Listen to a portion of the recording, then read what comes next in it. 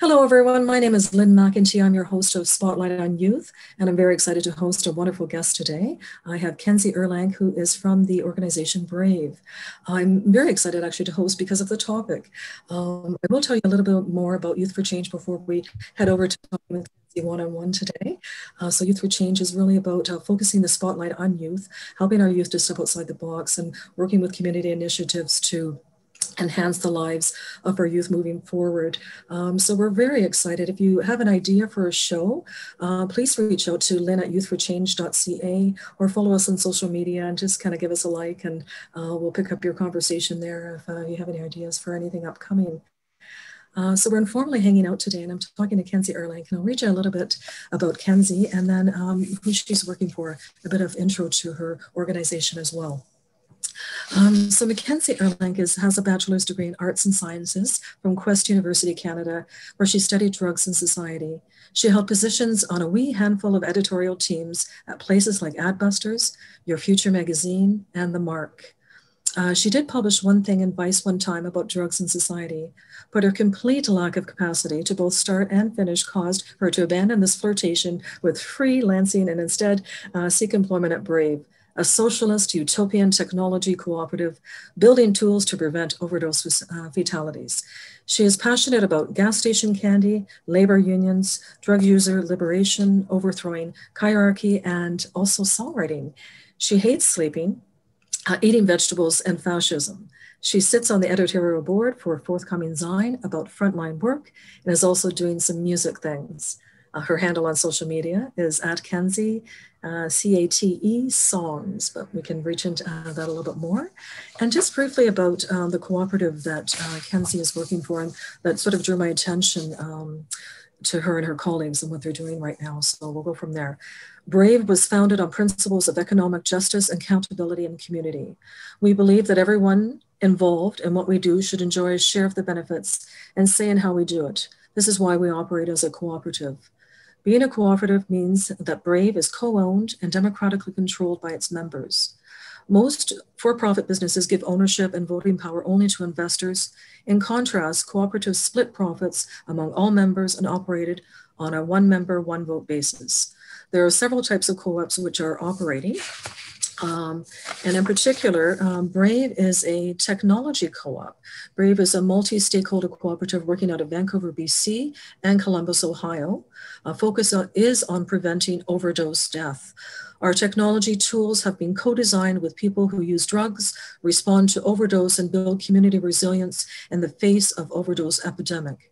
They are designed to connect people at risk of overdose with help they need, an ally they can talk to, a human supporter to help them stay safe, and digital monitoring technology to help them when they're in danger by connecting them with a community of overdose responders and professional emergency first responders. Today I'm talking with Kenzie Ireland, and she is representing Brave today. Welcome, Kenzie. Thank you so much for having me. I'm excited to be here. I'm just thrilled to host you, and I thought we could kind of launch out from there. So we know a little bit about Brave now for our listeners and viewers. I wondered if you could maybe walk us through who you are and what brought you to the table of Brave, and then we can dive into Brave a little bit deeper, please and thanks. Yeah, sure. Um, so as you mentioned in my introduction, when I was at university, I studied drugs and society. The school that I went to is interdisciplinary. So the first 2 years of everyone's degree is the exact same, and you do every course from every discipline. Probably not every single one, but you have quite a good variety. And then the second 2 years of everyone's degree is totally unique. So you decide what you're going to study using a question. And one of the required courses I had to take, my question was, started out as what is addiction? And then with time, it became what is the truth about drugs? And I focused on neurobiology quite a lot in my upper years. And one of the required courses I had to take in the first 2 years of my degree was a math class. And one of the things we ended up doing was a math problem called the traveling salesman problem, I think. I don't remember anymore. It's been a while. But anyway, basically we created an algorithm to optimize the placement of first responders in a given neighborhood. And with that, we were trying to see how few responders we could have to get naloxone to the most amount of people in a given area. And so I left Adbusters.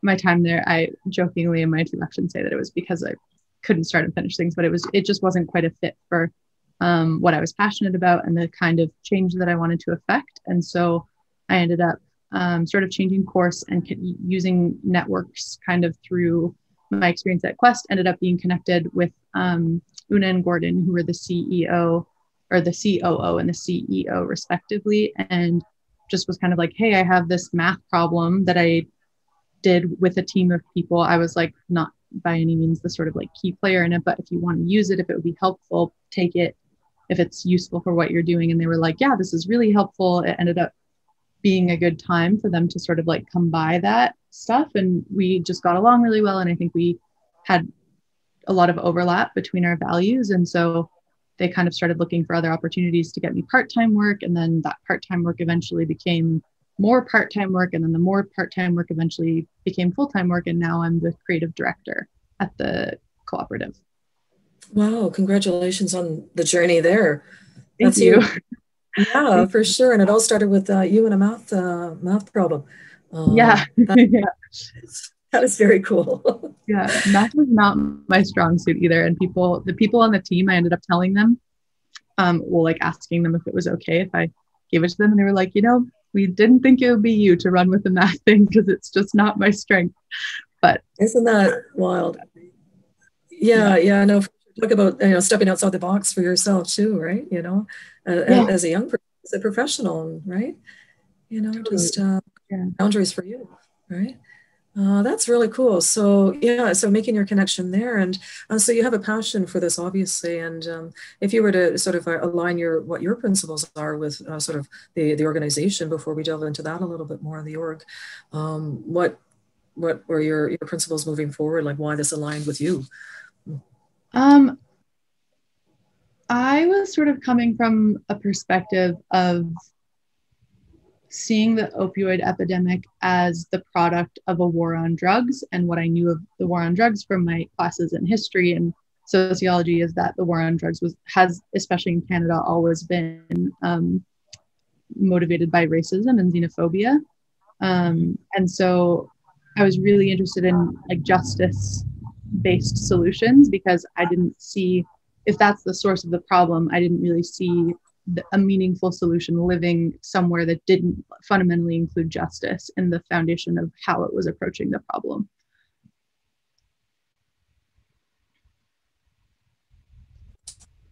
I just muted my audio there.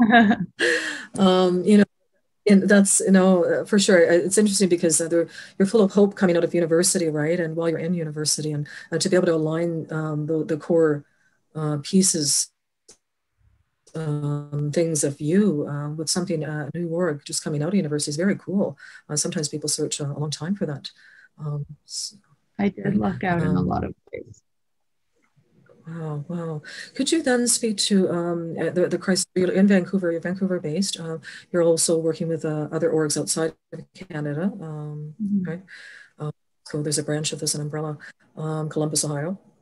How is it, if you could tell us about Brave, and then we can, what it breaks down to, the core programs, if you don't mind, please and thanks, and we'll start there. Yeah, absolutely.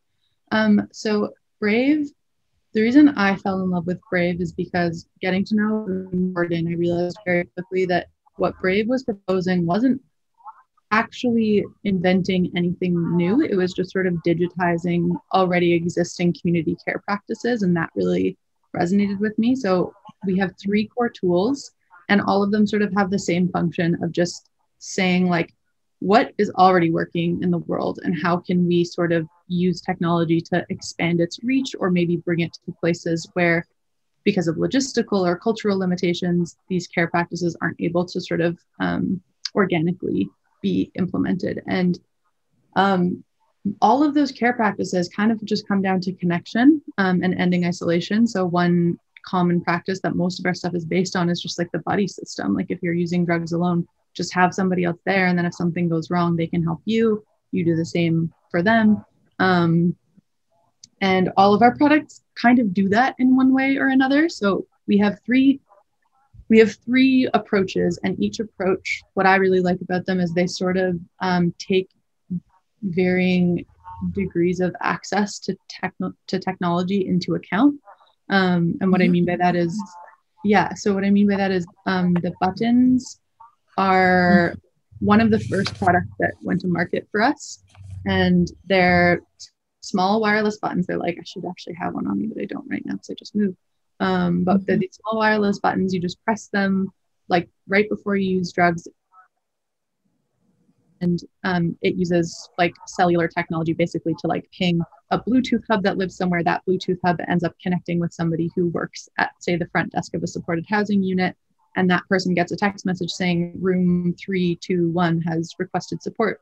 And in 3 to 5 minutes, you just go check on them, because pressing that button is like an alert that they're just sort of, there's heightened risk for a short period of time. And that's something that I'll back up a little bit for context, just to say that all of Brave uses a process called design justice, a user-centered design when we're making our product. And so Gordon Casey spent like years on the downtown east side, like interviewing people, getting to know people who use drugs, getting to know advocates, activists, like people who have been in this space and know the community and know the needs, and in fact are the community, to say like, what is the problem and what will work?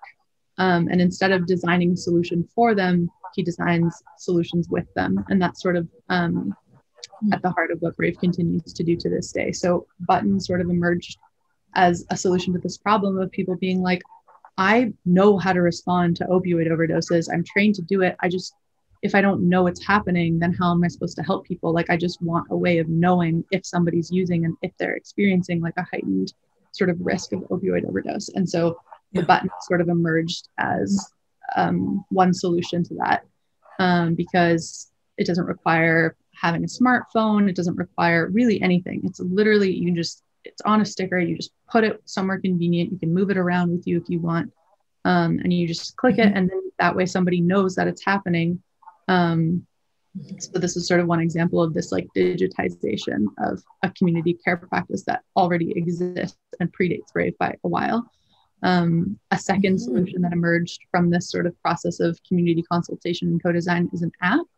And the app works similarly in principle to the buttons, where you just sign up the app right before you use drugs, and you'll be connected with somebody in your community who can send help if something goes wrong while you're using drugs alone. And that one is a bit of a different demographic, because we know, of course, not everybody has access to smartphones. So that sort of covers a different like sphere of drug user or person using drugs. And the third quickly ask, just to quickly ask regarding the button, you said that's been around for a little bit. How long? Just curious, generally speaking. I think our first project was in 2018. I think that was our first time. So I think probably coming up on 3 years now. Wow. Okay. The app now is happening. Yes. Thank you. Yeah, no problem. Yeah. And so the third one, Brave also, it's not exactly like he sat down and mapped this all at the beginning. There was also just like people who are already kind of doing this work. And so Brave sort of represents them coming together. And another person who was doing this work was Sampath Sati, who was doing, I think, his master's of engineering, something technical and cool at some university. And he was trying to build an overdose sensor. It went through a couple of iterations, and because of just like costs of development and innovation, the model he sort of ended up going with is a contactless sensor that lives sort of in the ceiling. And it's primarily targeted and built for single stall washrooms, because we see also quite a lot of overdoses happening in those spaces. And buttons weren't quite the right solution for those spaces, because you don't want to tell somebody necessarily that you're using drugs in the bathroom. So this is sort of a passive monitoring system that uses radar. I do not understand the technical side of things, but I know that it just sort of like sends out Doppler radar signals, and it has quite a sensitive, it's sort of like you know those motion detector lights? Mm-hmm. It's not dissimilar to that. It's a little bit more complicated, and I think the sensor is a little bit more like sensitive and technical because it can detect like very subtle movements like breathing. And for example, it can distinguish between somebody sitting on a toilet and scrolling on their phone and somebody who's actually unresponsive. Yeah, that's super incredible. Yeah.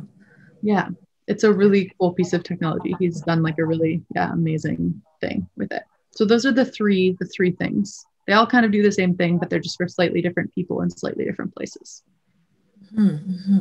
And in terms of, you talked about sort of socioeconomic, I guess, in terms of cross-culturally, get into any sort of myth busting in terms of that, and who some of the clients may be in terms of that usage and accessibility for that usage. Yeah. I think one of the most common myths about people who are at risk of overdose is that, one, we would know who's at risk of overdose and who we didn't, because we know from the data that drug use happens largely in secret because of the stigma. So the odds are that you know somebody who uses drugs regularly and you just don't know that they're using drugs. And the really tragic reality is that usually you don't know until they overdose when they're using alone. And so I think that's sort of the first myth, is that you would know it all. And I think the second one that's really common is we sort of have a stereotype of what a drug user looks like in our head. Yeah. And in reality, drug use and people who use drugs are far more complex and nuanced than that. And yeah, some people who use drugs do fit the stereotype, and a lot of people who use drugs don't. And I think that's one of the things that kind of like scared people about the opioid epidemic, is because it really, once that sort of like drug supply became lethal, we started learning about like that no one's really safe, and there's no, just one example that applies here in Vancouver. I don't know if these statistics are still accurate, but I know there was a time when the overdose fatality rate, as a sort of like ratio of how many 911 calls there are to how many overdose fatalities there are on the downtown east side, which is a neighborhood that people typically associate with drug use and homelessness. And there is a lot of drug use down there for sure. And I think it's happening in a very visible and visceral way that it isn't necessarily in other neighborhoods. When I think the ratio was like 40-1 or something, like for every 40 calls, there was one death. And in Kerrisdale, which is like quite a wealthy neighborhood, I don't think that if you asked the average person, they would think that there was very much overdose or overdose or drug use happening there at all. And I think the call to death ratio was like 2-1 or something, like far more dangerous to use there. And part of it is because of exactly that. We don't think of Kerrisdale as being somewhere where people are at risk of overdose. And so there isn't the same literacy with recognizing and responding to overdose. There isn't the same community care practices that we were talking about before. And so that's sort of, again, why I really believed in what Brave was doing and why I wanted to work for them, because this technology gives people a way of anonymously seeking support, where they don't have to worry about like jeopardizing their professional reputation or somebody finding out, unless there's an emergency, in which case it's a little bit more complicated because an ambulance will have to go to their house. But I think a lot of people in that scenario would rather live to tell the tale than, and pick up the pieces wherever they land afterwards. But yeah, I think that those are the two most pervasive myths, and something that we come up against all the time. And I also think that people, because of that association with like people who use drugs and therefore people who are at risk of overdose, a lot of people like grossly underestimate their own personal risk of overdose. So they're like, well, I'm not using needles, or I don't use drugs every day, or I have it totally under control, so therefore I'm not at risk of overdose. And again, we just unfortunately know from the like really heartbreaking statistics that that isn't the case. And if you use drugs ever, whether you're using them once a year, whether you're using them every day with friends, however you're using them, you're at risk if it's something illicit, because we just don't know what's in it, because the supply is totally unregulated, unfortunately. Quick question around that, and as the the toxicity of the drugs on the change, even just over in a 10-year period, we'll say. Yeah. Yeah. Mm-hmm. Sorry, was there a question? Yeah, so the potency of the drugs that are, so for example, the statistics increasing because of perhaps the potency of things that are. Sure. I understand. Yeah. I'm actually, so I'm not an expert in this, but I can tell you what little I do know, and suggest people who do know more about this than I do. But from my understanding, the thing that sort of changed was people started using fentanyl. They started cutting dope. Dope is sort of like slang for just like any kind of like downer. So it's not necessarily like any opioids kind of. So like it can include heroin, but heroin's actually fairly uncommon now. It's usually a synthetic substance. And often, it's fentanyl, which is like an incredibly potent opioid that's primarily used in like hospital settings under very controlled circumstances. And there's also carfentanil now, which is even more potent than fentanyl. And again, I don't remember the exact like order of magnitude, but I know it's something like if heroin is like, we give it a potency of 1, fentanyl has a potency of like 100, and then carfentanil has a potency of like 1,000 or something like that. Like it's just like exponentially more concentrated than what had been circulating previously. Do you mind if I ask, just as we're kind of jumping around to different things, in terms of the age groups, the myth around that, sometimes the age group and culturally as well too. I feel that there are sometimes misconceptions around that or misunderstood thought. Yeah. I feel like I'm the last to learn this fact at Brave. I was telling everyone, it seems like everybody knew this except for me, but I learned last week that actually the fastest increasing at-risk population for overdose fatality is actually youth aged 18 to 24. So that population, it's like skyrocketing in there. And I think that we can make generalizations about who is most at risk. There are like higher rates of overdose, for example, in like males who are, I don't know, like 30 to 50 years old, for example. But it's just such a pervasive issue that I don't know if it's even like useful to be thinking about it in those terms, because there maybe was a time when that would have been like meaningful, and that would have meant that if you weren't a male between the ages of whatever 30 and 50 who was using some kind of opiate, then you weren't at risk of overdose. But that just isn't the case anymore because of how thoroughly fentanyl has permeated the drug supply. Even like weed that's illicit, like it just can be in everything.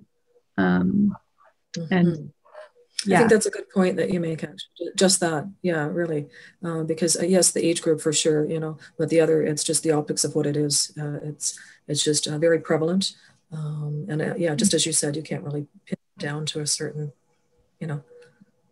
culturally, or demographic group. Do you mind then if I ask, because we are talking about Youth for Change and moving forward and accessibility and in terms of the umbrella of the community support and some of who those people, who those players are, bringing the services and helping Brave to support larger community. So there's different tools for different sort of community support. So like I was saying before, also redirect me if I'm not answering the question the way that But the buttons are primarily used by supportive housing facilities, and we have almost all of the active ones are here in Vancouver, and then we have a couple of like contracts in the US with various supportive housing providers. So sorry. We have, for the app, it's sort of anybody can sign up to be a supporter. We do have like a open call for supporters. If anybody's interested in this kind of work, they just have to be over 18 to be a supporter. And there's a training and a vetting process. So the app is sort of, it's so new, and also coronavirus, I think, changed stuff so much that it's hard to be definitive about like where it's being used and by whom, because we just don't have enough, and we also don't really collect that kind of data about our callers on purpose to just make it, I think, more ethical and just really make it so that it's like end user focused. And while that would be useful for us, we care more about it being like a safe, like a really safe digital tool for people. And that includes just privacy, and not collecting data. So we don't know a whole lot about that other than when people tell us. But it's been diverse. We've had people of all genders. We've had men, women, non-binary folks, trans folks calling the line. We've had people, I mean, I don't exactly know the age range, but I would say as young as like 18 or 19, and as old probably like maybe 40s or 50s or 60s. And then sensors, the Brave sensor right now is, again, there's like sort of like agencies and businesses in lower income neighborhoods where single stall washroom use is really common, especially in places that there might not be like safe injection sites, for example. So the washrooms kind of become de facto consumption sites. The issue just being that they're not very safe because they're not monitored. Mm-hmm. Yeah, so that's the Brave sensor. That's non-contact technology, right? Yeah, that's interesting. Yeah, for sure. Do you mind if we kind of jump around just to advocacy in communities, and why do you think it's so important now moving forward? Things are just coming at us so fast in an ever-changing world, and if we were to even just speak to the youth at this point, moving forward, why do you think that's so important to have these programs in place with their ever-changing daily world? Yeah. Well, I think one of the reasons why advocacy around this kind of stuff is so important is because the sort of prevailing cultural messages around drugs and drug use are so thoroughly unhelpful, and I actually think really damaging in a lot of cases, and also just not evidence-based in a lot of cases. A lot of, I think, the perceived risks and harms of some of them are greatly exaggerated, and I think others are totally sort of overlooked. And I think that it's really important to have a strong voice in this conversation, because I don't know if people are going to hear the truth about drugs otherwise. And I think when people are educated about the real risks of drug use, people can make safer decisions and keep themselves safer and keep people in their community safer.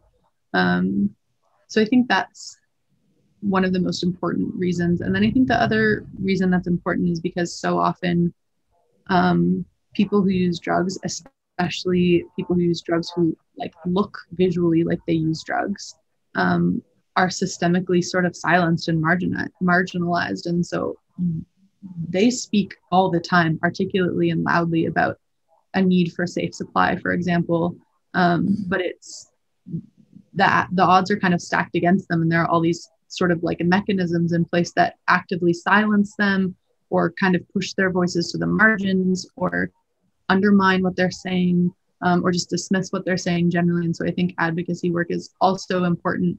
I feel like I think of Jeremy Dutcher, I think that's their name. He's a musician, and he was like giving a speech at the Junos, and Arcade Fire, they cut him off, and then in Arcade Fire's speech, they like gave the mic back to Jeremy and were like, we're gonna let our good friend Jeremy finish. And I think that kind of advocacy is really important, where you're like, okay, now that I have everyone's attention, let's let people who have been like shouting till they're blue in the face about these issues for decades the microphone, so that you can hear directly from people with lived experience about what their needs are.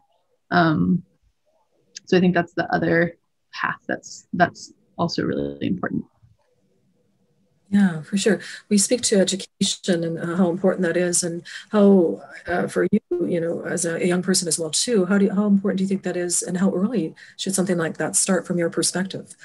Um, That's a really good question, and it's one that I've been wondering about a lot lately. I think that it's like anything else. I think it's like sex, for example, like having age appropriate conversations as early as you can only helps. I think the question of like what is age appropriate is like another topic that I don't honestly have the answers to, but I was just sort of confronted with this because there's this girl that I nanny, and we're still really close and we stay in touch. And the other day she asked me about MDMA, and I kind of had to like, part of me just wanted to do what the cultural thing is to be like, MDMA is bad, never do it. It's so bad for you.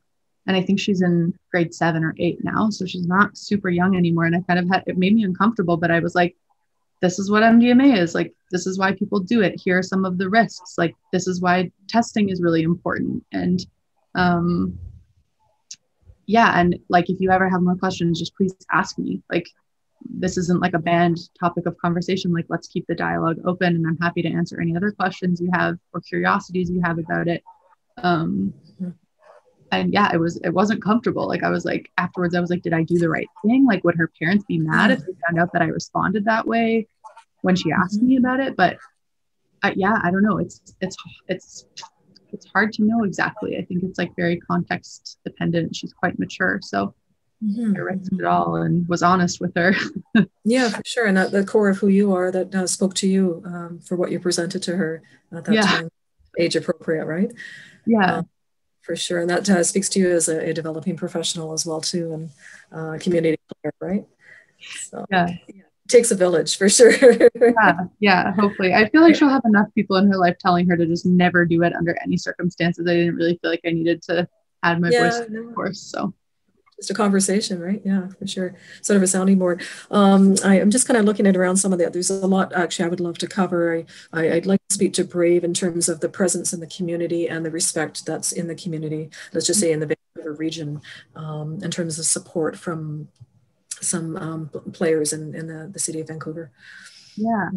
I am not sure how specific I can be, to be honest, when I'm talking about these things, but we've had, I think the most support we've seen has been from just like everyday people, particularly people,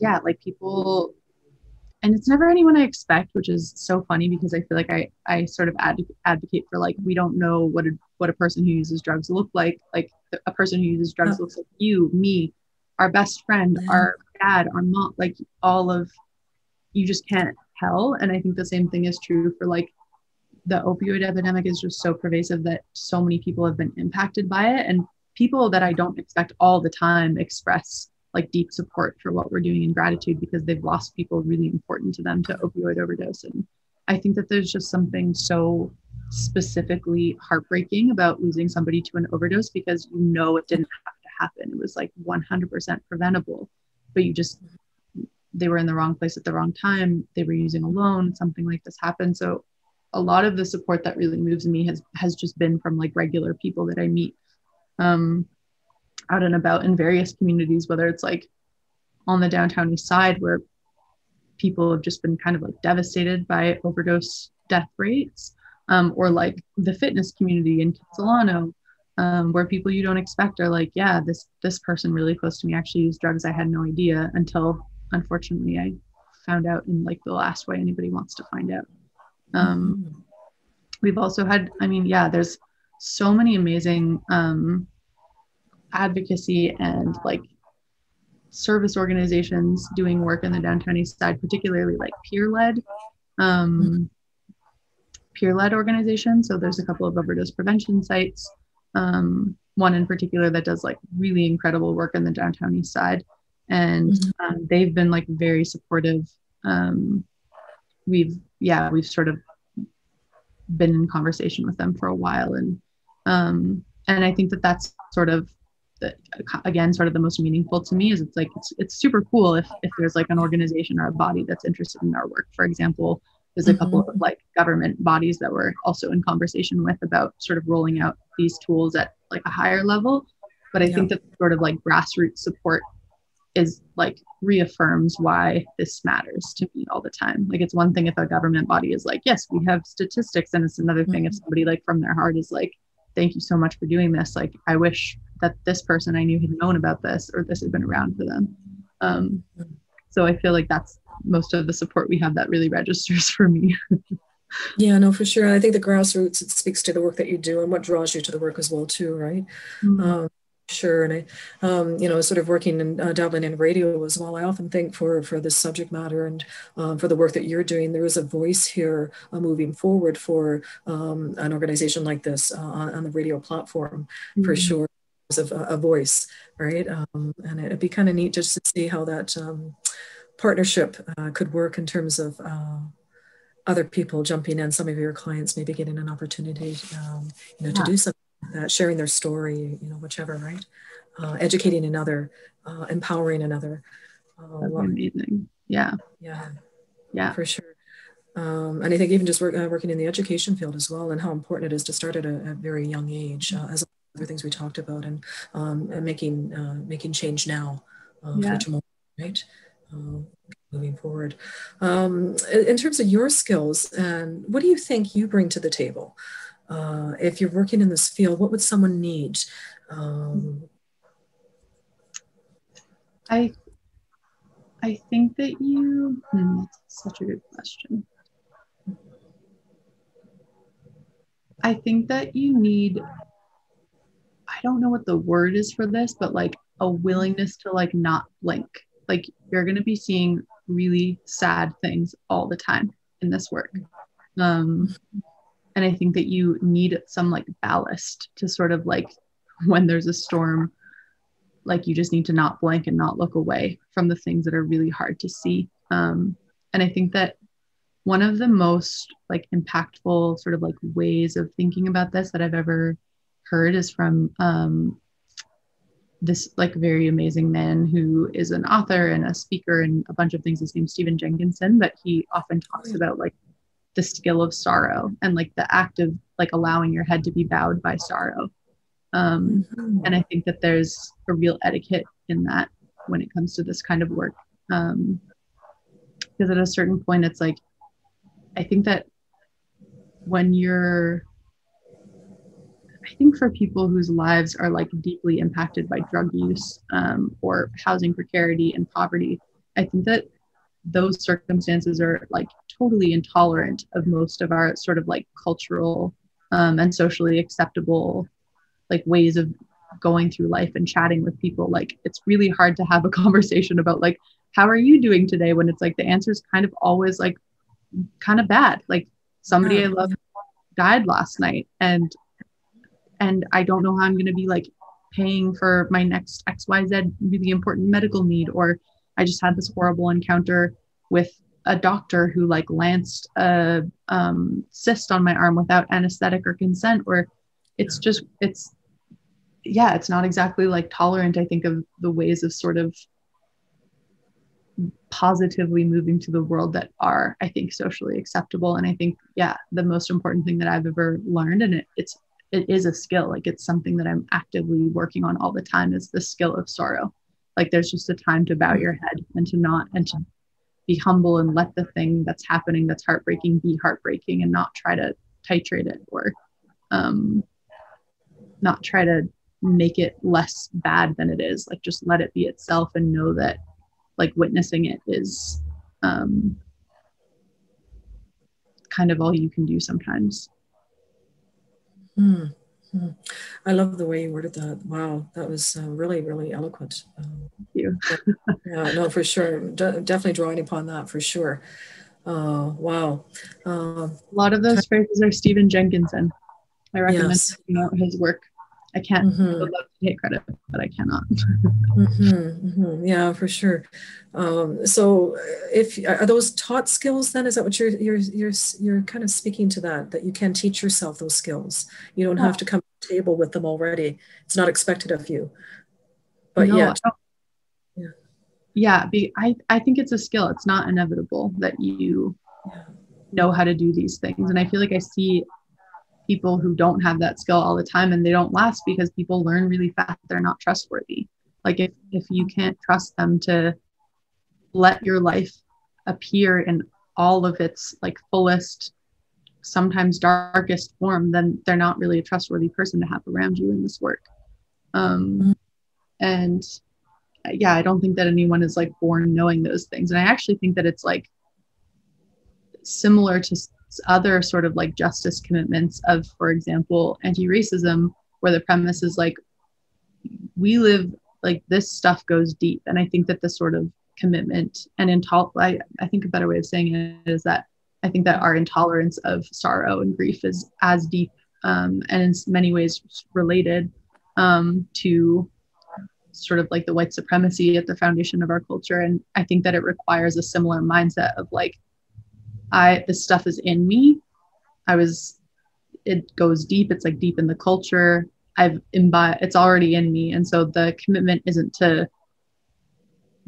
just to working every day to like dislodge that, I think. Mm-hmm. Wow, that's awesome. You're a very, very eloquent speaker. Thank you. I wondered if you could speak to some of your colleagues then and what they bring to the table. You've got amazing things that you bring. About some of your colleagues and taking a moment to shine light on why they're there, really, because it does take a team, right?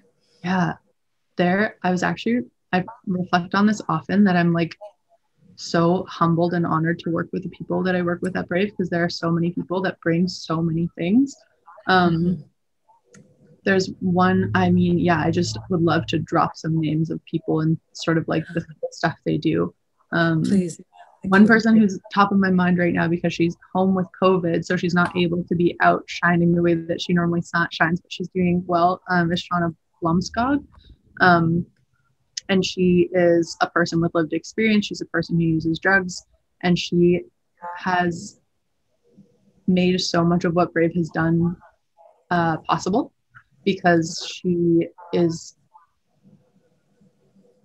so good at sort of drawing from her own experiences and like empathizing with other people and understanding reservations they have, or sort of like, she's just so good at identifying like barriers, and she's always right. This is the thing I keep learning about her, is every time I show her something that I've made and I'm like, what do you think? She's like, oh, I don't know about this. And there have been times when I'm like, I don't know, I think it's going to be fine. And it's never fine. She's always right. And so she does a lot of things. So she contributes in many different ways, but that I feel like she's been central in the sort of like the whole grassroots thing that I'm talking about. That's like Shauna, that's out there doing that work and connecting with people and learning what their needs are, and translating that to like the tech team at Brave. So that's one person. Awesome. Shout out to Shauna. Yeah, big time shout out to Shauna. Sampath, and I mean, I feel like I'm like, I don't know how to name some names without just naming all of them, but we have a lot of people on our team, Sampath Sati, for example, and Mario Samay, who are like just some of the most well-rounded intellectuals I've ever met. Like, they're so smart. They're like building robots, making computer codes. I don't understand it at all. And they're also deeply self-reflexive and understand their position of power in a lot of ways, and are like deeply committed to creating like inclusive and welcoming environments for diverse people from diverse backgrounds. And my experience in the tech industry is very limited, but I don't think you meet people like the people who are at Brave every day, who have tech skill sets and also such deeply human skill sets at the same time. And so, I mean, yeah, for example, so Sampath is the person who built the Brave sensor. And so that's like a huge, like that they just wouldn't exist if he had not had done that for his thing. And now he's here, and he's also like the person who like got the ball rolling with like benefits at Brave. Like, he's just deeply informed by justice, and like also incredibly technically competent in this like very specialized field. And I think that's what's really incredible, because often people aren't both. And yeah, I don't know how much time we have if I can keep going. There's like yeah, no, for sure we have a bit of time. Yeah, a little bit more. If there's any other people that you'd like to shine light on, it truly it really is a whole team effort for sure. And I was looking at some of the names listed, and I thought, oh my goodness, quite a powerhouse team, really. It is. That's to be celebrated. Yeah, I like Una, who's the COO, such an incredible woman. She's also like an artist and also has lived experience, and is also just like so involved in the community and everybody. She knows everybody. And Dave, who's like all the things I said about Mario and Sampath can apply to Dave also, or Heidi, who's a developer and she was like formerly a librarian. And it's like just Dana, who is like our Ohio gal, and she is like an activist and like academic, and also deeply involved in harm reduction in Ohio, and like is inhumanly productive and just gets stuff done. Like just this wild team of people where I'm like, where did you all even come from? Like, how did we find you? How did you find us? It's like so improbable that so many amazing people are like together in the same place, but it like truly astonishes me when I think through every single person and like how special Teresa. There are so many people that I'm like not even including, but yeah. Wow, it's like an award ceremony. You're just recognizing everybody, right? But that's, it's interesting because the org is where it is because of the people power, right? And when you put a team together like that, and whatever way that morphed into for whatever reason that team assembled, oh my goodness, as you mentioned, sort of lived experiences, right? Yeah. And every person that comes to the table with that team has a lived experience, whatever that may be. Yeah. So, and that's speaking to the work of Brave, and for anybody that's interested in maybe sort of pursuing a program like that, if you will. And how to even go about it or attempt it, and to realize the importance of it in terms of advocacy, early education, education. Yeah. I think another thing that Gordon talks about a lot that I think is important for somebody that's like interested in this kind of thing is like going to the place people are already doing the work and just like helping them do it. Like instead of reinventing the wheel and kind of wanting to be the one that like innovates the idea, like it's probably already in the world.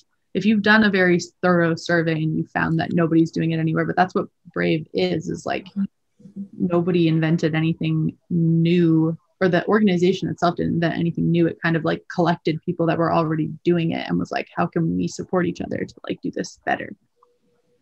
No, for sure. That's how long has Brave been around? Do you mind if I ask? I think also 2018. It is 2018. Yeah, sorry, I didn't see that there. Maybe I feel like it was like in an embryonic form for a few years before that, but I think that was when it was like officially an organization that was like doing things. And yeah, no, for sure. And for our viewers that are watching and listening, I wanted to sort of let them know that Kenzie was a recommended guest, actually. So I'm really thrilled, and there's obviously a reason that Kenzie was recommended to speak on behalf of the work that she does, on behalf of Brave, but also a youth, a powerhouse youth yourself, I think, right? It's really nice. It's a really nice designation. I'm flattered. Right? Absolutely. And I sense other things coming for you, but also the organization as well. If I guess I want to kind of just celebrate you, but in terms of somebody, if they wanted to pursue this kind of work, and let's just say a timeline that somebody has no idea, like what would, like, for schooling, whichever, what are some of the recommendations that you might, do they need to go to, is it college or university or whichever, for anybody that doesn't know? That's a really good question. So I understand that college and university is not accessible to everybody. If somebody's in a position where that is doable for them financially and social and in all the ways, they're in a position and they're like, college is my path, I recommend, whether even if you're doing STEM, like engineering or computer science or whatever it is, I think it's really important to have a grounding in as much as to the extent that it's possible in the humanities and social sciences. I feel like I see a lot of people who don't have, it's like they don't understand that like a science and like a laboratory isn't the only arena for like critical thought and deep reflection. And I think that social sciences and humanities teaches people the skills of critical thinking. And I think social science is really important for context because it helps you start to really see the bigger picture in which you're sort of operating and being alive, and understand your own position, and the power that you do and don't have. And I think that there are just really so many powerful frameworks, for example, from sociology, that help us sort of start to put a language to these like systems that are so ephemeral that deeply sort of shape people's lives. And so I would, if somebody wants to do this work, I think that a starting point is always humanities foundations. And then the other thing that I would say is to just like, if somebody's not in a position to go to university, that's totally fine. And it doesn't mean that you can't do this work. And it just means that you're going to have to like learn in other ways, which is, there are many that you can choose from. So I would say to like go to the places where you see people doing similar work, and start looking for opportunities to start building your own skill set and your own knowledge base that's related to the thing that you like, and be like fierce about like worming your way into spaces where you're like inspired by the work people is doing. Like I was, I feel like I was, I really pursued Brave. Like I courted it in a way. And I courted OPS, the safe injection site that I was at for a while, in the same way where I was like, I'll do anything. Like I'll like sweep the floors. I just like, I don't know. And I have no lived experience of this work. And I think volunteering is a really good place to start. Thank you for mentioning that. Yeah. I know it's not always ideal, especially if you're already working to pay your bills and you're tired, but sometimes there isn't a better way of doing it, especially with frontline work. If you're going to be working directly with people who are using drugs, there's no school for it. It's kind of, you just kind of have to go do it. And I think the other thing is just like not being afraid to ask for what you want, and connecting with people who are doing something relevant and asking them, like being like, hey, these are what my goals are. What do you think I should do? And everybody's going to have different advice, but if you do it enough times, you'll either start like meeting people and just eventually the right opportunity will come along for you to really like get your boots on the ground and get stuff done. Or they'll connect you with somebody who then leads to this opportunity, for you to start gaining that experience. Are there any other skill bases that you have brought to the table from other areas of interest, other areas that, like the arts, for example, maybe something else that you didn't necessarily study at school, but you feel like you brought to the table? I mean, I think that a lot of the skills that I use at Brave, I think I got context from school, but I don't think I necessarily got that many skills that I lean on day to day from my undergraduate degree, with some notable exceptions, because Quest was a really like amazing education in a lot of ways, and the way that they teach you to like teach yourself about things almost. But I think that I mean, this work is so heart-based, and so like whatever heart-based, so I think whatever sort of like helps you be in your heart, whether that's like music or film, or whether it's an art or dance or whatever, however you connect with people in like a vulnerable, open way, and connect with yourself in an open, vulnerable way, I think is a really useful thing. I also think it's really important because the sort of like grief that's in this work is like, you need to have ways of I don't want to say processing, because it's not just processing. It's like you need to have ways of like witnessing grief and making sure that the grief doesn't like stay in you and live in your body. You have to like also discharge it. And so songwriting for me is one of the ways that I do that, or even like running. So I think that it's, I mean, life, I'm a big fan of like things that are interdisciplinary and messy. And so I don't think that life happens in disciplines. It's all connected. So I feel like people, I would just encourage people to like do things that help them really connect to here and then stay connected to here and operate from here if this is the work they want to do. That's beautiful. It really is. So, yeah, absolutely. The heart there for sure. That's awesome.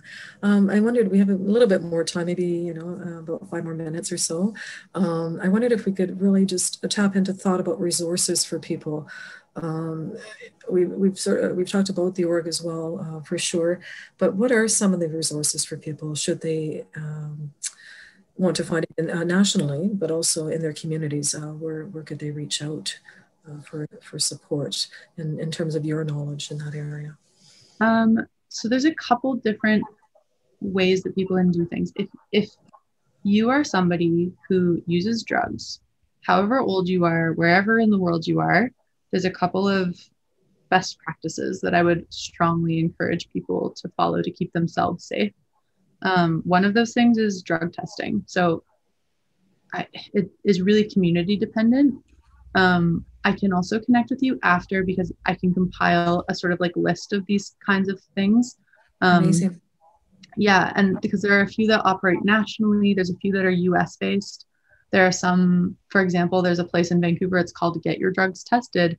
And you can go in or you can like mail in a little bit. They just take like the littlest bit and they just do a couple of science tests and they'll tell you exactly what's in it. So it's not just fentanyl testing. They'll like, if you bring in something that, for example, you think is ecstasy or you think it's cocaine or even marijuana that was obtained just illicitly, which is like fine, but it just means that we don't exactly know what's in it because it wasn't made in a way that's regulated. They'll tell you exactly what's in it. So they might say, oh, there's actually methamphetamine in your MDMA. Or which just, it's just good to know. And for some people that might not impact their decisions, but at least either way, it will be informed whether they decide to still use the drugs or not. And it's also great for fentanyl testing. The other thing I would recommend is I always try to have an naloxone kit on me. That's something that I think is important because you just never know wherever you are. I've walked by people on the street who have been overdosing before and ended up using my kit depending on where you are. If having one on you all the time doesn't work, for sure, once coronavirus is over, or if people are doing illicit underground coronavirus parties, I strongly recommend always having a naloxone kit on you when you're out. And again, I can share resources for where to get these kits and training as well for how to actually administer it if somebody's having an overdose response. And then I would also recommend some resources on drug mixing because a lot of the time overdoses, especially when it's context dependent, but a lot of the time overdoses are the result of just improper drug mixing. And there are charts that exist that, again, I'll send to you where you can just, if you're planning on using one thing, you've done your drug test, so you know what's in it, and there's another thing you want to take, you just like do a quick cross-reference and learn that like, yeah, it's safe, or like, it's okay, but go slow, or like avoid it, pick a different drug. It's not worth mixing these two. For example, like down and alcohol is like a bad combination that really increases risk when you're using them together. And the last thing is always just like go slow. That's not something that's resource-based, but if you haven't gotten it tested and you don't know what's in it, just like start with a little bit because that greatly increases the chance that if there is fentanyl in it or just something you weren't expecting, you're not going from like 0 to 100 because like you had a whole pill or you did a whole line or however your route of administration, whatever your route of administration is. Just go slow. And I think also remember that we can be each other's resources. So I feel like there's a fear that if you admit that drug use is happening, you're going to encourage its use. We know from the data that that isn't true. And that if something's legal or if something is talked about, not only does it not increase its use, it actually in some cases result in decreased use, because it means that some people might seek out they might seek out treatment, which if that is what is best for somebody at a certain time, that's great. And if not, that's fine too. But I encourage people to make it known to the people that they love in their community, whether it's like through an Instagram post, just saying like, hey, I know everybody's telling you not to use drugs. I just want you to know I'm never going to tell you not to use drugs. I just want to be here for you when you are using them. And I want to help you do it safely, however you're using it. So like, know that I'm like a safe person you can talk to about this, and I'm not going to preach that you need to be clean. I just want to be here for you.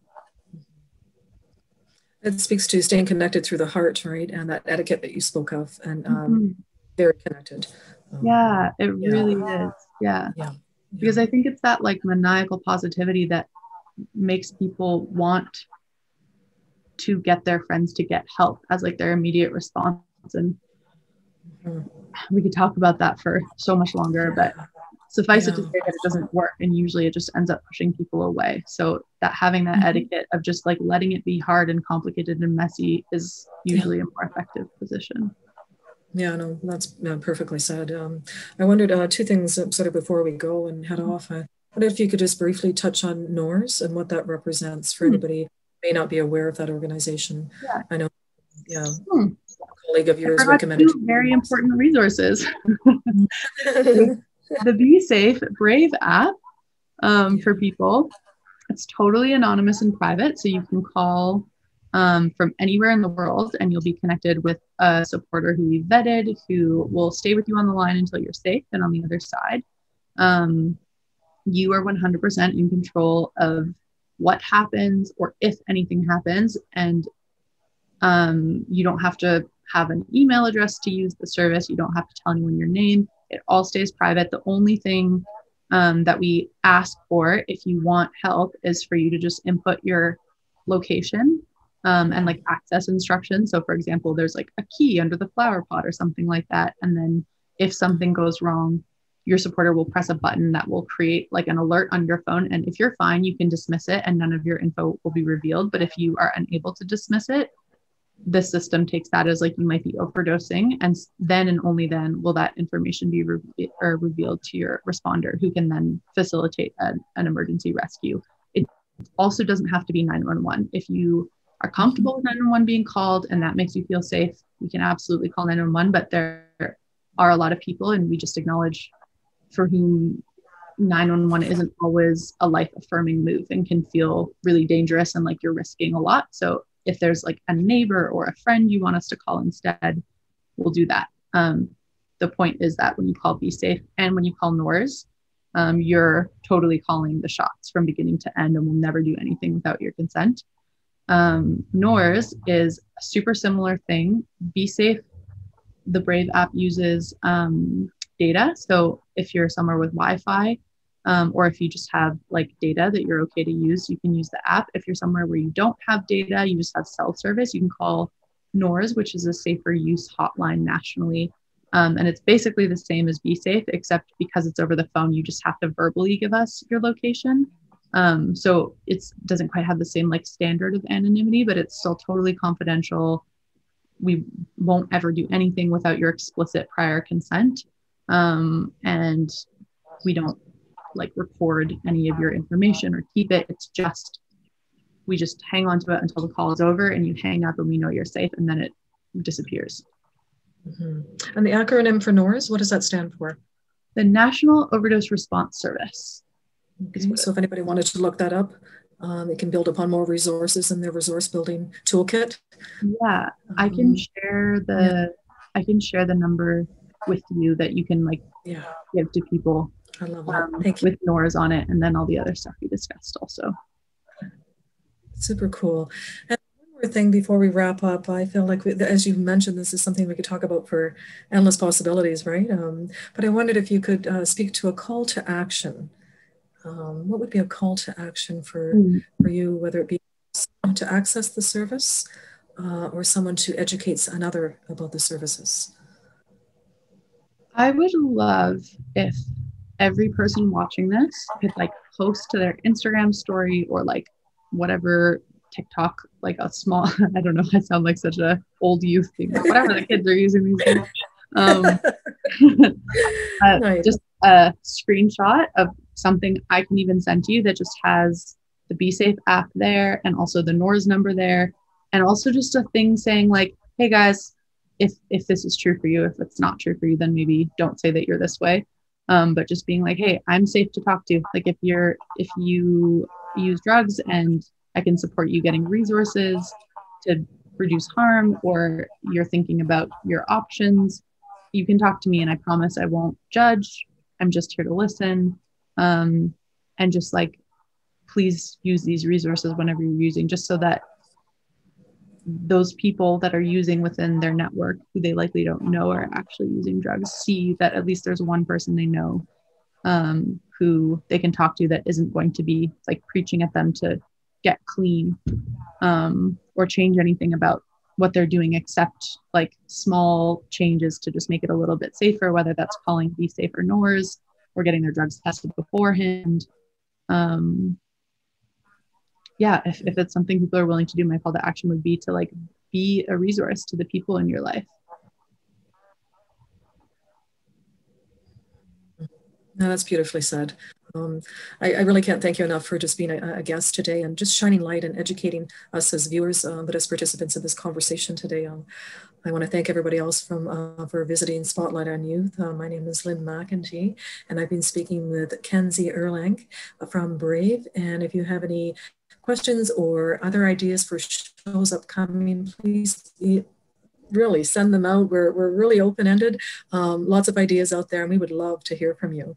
Check us out on social media, and I just want to remind everybody what Youth for Change does. We educate and promote cultural exchanges between businesses and community for our youth members. We unite cultural groups. We bridge cultural and economic gaps in artistic and cultural communities for a brighter tomorrow. We believe in the youth, and we believe about stepping outside the box. Thank you so much. My name is Lynn Mackenzie, and I look forward to seeing you the next time. Thanks a lot, Kenzie. Thank you so much for having me. Bye. Thank you. My pleasure.